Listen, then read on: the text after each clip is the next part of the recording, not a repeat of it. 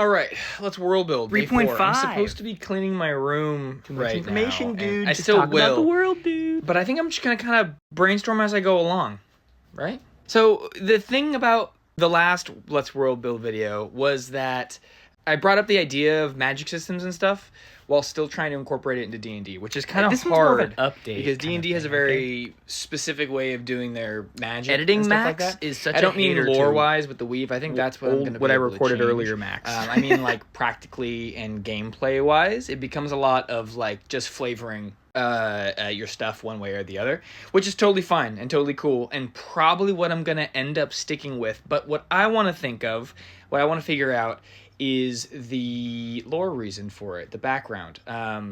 What's the weave in my world? I talked briefly about One Piece and JoJo's and Full Metal, and I didn't really go into detail. I just said that it has to do with the plot of the story. It has to do with the theme of the story, and that's hard to do in an open world thing because the story's being written by you and the players, or at least the way that I run my campaigns.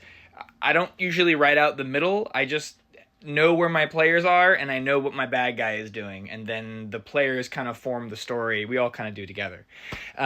So in that way, it's hard for me to write a magic system that plays into the plot. But what I can do is have whatever my bad guy is doing have to do with whatever I want this theme of the world to be. All my campaigns take place on the same continent.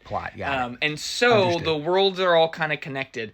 The question is, what is that thing? What's that thing that connects them? Briefly on the Game of the Gods in my last one, and I think I do want to lean more into the Game of the Gods. So maybe it'll have to do with that. I'm gonna keep straightening up my room, and I'll come back and cleaning my room.